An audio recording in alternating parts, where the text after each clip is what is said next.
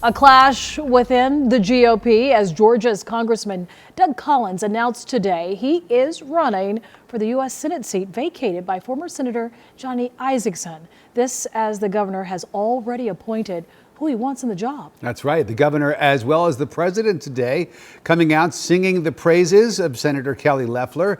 Chief Investigator Jonathan Carlson is here now with more on the political story that everybody in Georgia politics is talking about. Jonathan. Yeah, this controversy is going to go on for months, guys. Senator Kelly Loeffler just appointed by the governor to fill the sudden vacancy, but must run for re-election this fall. Well, Congressman Collins was passed over for the gig. Now he thinks he can get it on his own. Applause for Kelly Loeffler at a meeting of conservatives today as Governor Kemp reiterated his support of her. I will be with you fighting to make sure that we keep you as our U.S. Senator. And Marty, the girls, and I look forward to being on the campaign trail with her. Boy, oh boy. And at a White House event where Loeffler was in attendance, President Trump sang her praises too. Kelly Loeffler. Kelly, congratulations, Kelly. Really great. They already like you a lot. That's what the word is.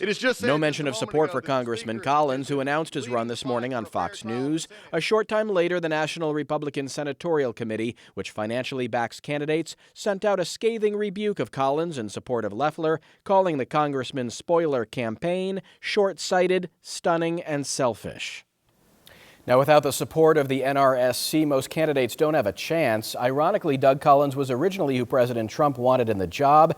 It had to hurt on the day of his announcement to hear the president seemingly embrace Loeffler, guys. Yeah, why the about face? Because this was somebody who had the full support of President Trump for so long, and now all of a sudden it looks like he's lost it. Yeah, you know, and it's unclear because in that Rose Garden ceremony there at the White House today, the president essentially called out senators, including Kelly Loeffler, by just looking down at some sheets. So it's unclear if that was a genuine endorsement of her or just a pleasantry, and he could change his mind and change who he supports in the election. We don't know.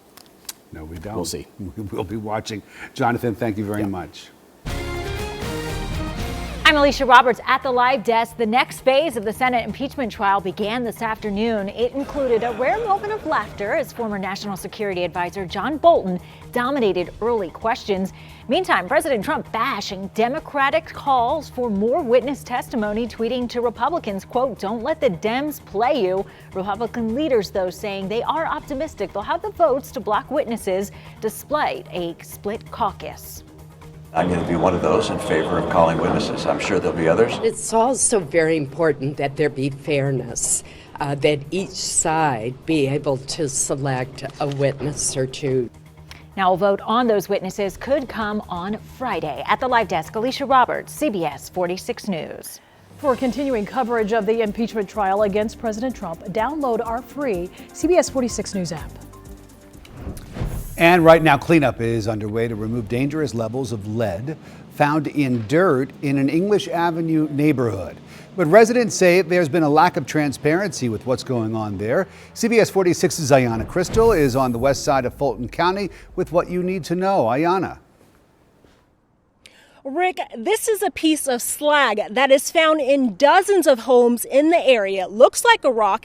It's heavy, but it's actually metal, which means there is an indication there may be high levels of lead in your yard, like this home here. So once the EPA determines you have harmful levels, they will dig up a foot of that contaminated soil and then replace it, and then you will get clean soil.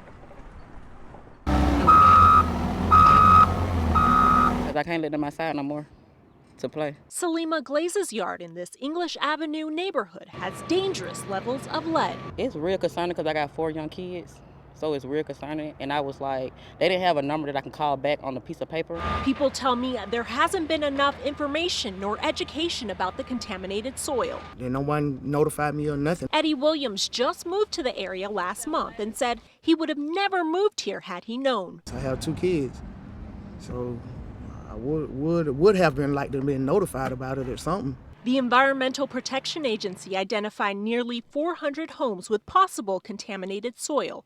Only 126 have been tested, and half of those have harmful levels. Getting access to the properties remains our #1 challenge, trying to contact the homeowners.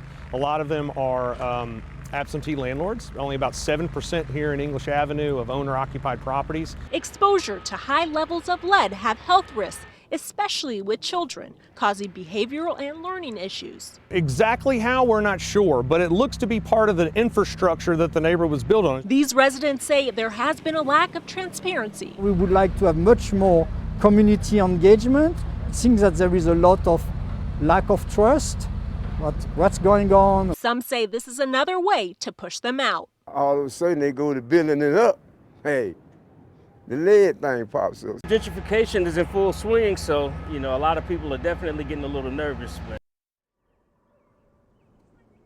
I did reach out to the mayor's office to find out if they'll be doing any type of outreach for the residents in this community. They would not answer that question, but did tell me that they are closely monitoring the situation. Now, for more information, log on to CBS46.com to find out about testing and what you need to know about this cleanup. That's the latest on the Westside. IMPEACHMENT, CBS 46 News.